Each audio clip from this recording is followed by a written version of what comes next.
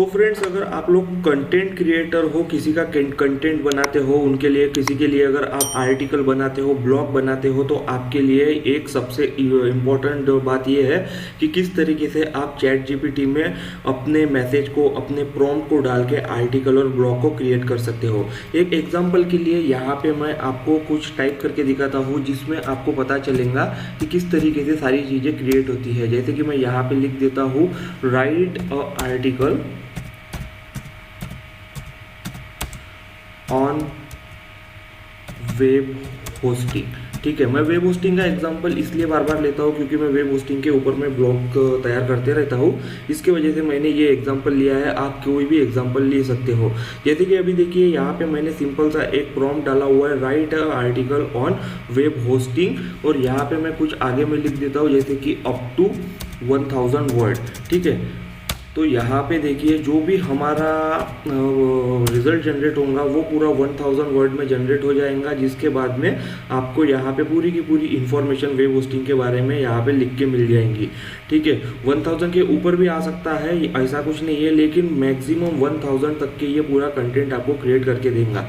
देखिए आप लोग देख सकते हैं कि जैसे कि मैंने यहाँ पे डाला write an article on web hosting up to 1000 word, तो इसने एक टाइटल भी मुझे जनरेट करके दे दिया। उसके बाद में यहाँ पे एक इंट्रोडक्शन दे दिया वेब होस्टिंग का।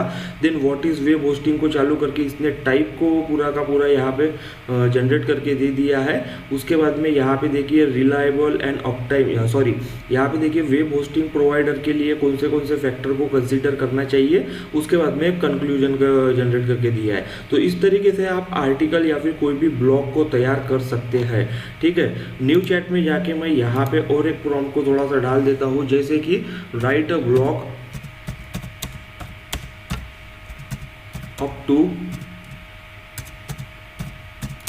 2000 वर्ड करते हैं। अब हम यहाँ पे 2000 वर्ड्स ऑन फोटोसिंथेसिस डाल देते हैं हम यहाँ पे। ठीक है, फोटो सिंथेसिस।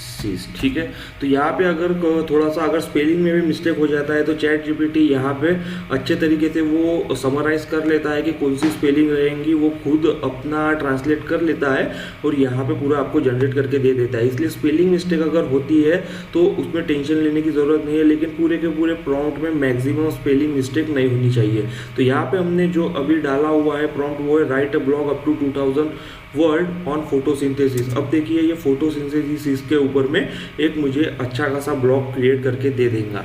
ये देखिए ये पूरा ब्लॉग यहाँ पे क्रिएट हो रहा है। जैसे कि टाइटल यहाँ पे दे दिया है, इंट्रोडक्शन दे दिया है, थोड़ा सा इंट्रोडक्शन यहाँ पे लिख के दे दिया है। देन अंडरस्टैंडिंग फोटोसिंथेसिस, उसके बाद में यहाँ पे एक फॉर्मूला है जो फोटोसिंथेसिस की जो प्रोसेस होती है उसमें यूज़ होता है। उसके बाद में यहाँ पे अलग अलग सेक्शन तैयार करके इसने पूरा अच्छे तरीके से मुझे एक ब्लॉग क्रिएट करके दे दिया है और एक कंक्लूजन भी क्रिएट करके दे दिया है।